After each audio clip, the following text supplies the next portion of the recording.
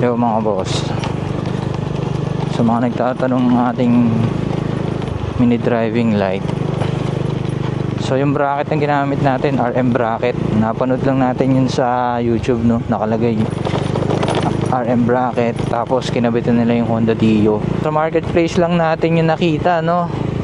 At ngayon out of stock. So yung gamit nating bracket, RM bracket, at yung ilaw ay Sinulin o Sinulin. Ito po yun, no? Yan po yung example. Yan, sa mga nagtatanong ng example, gamitin nyo lang yan kapag walang street lights, talagang walang kailaw-ilaw. Ito naman yung high.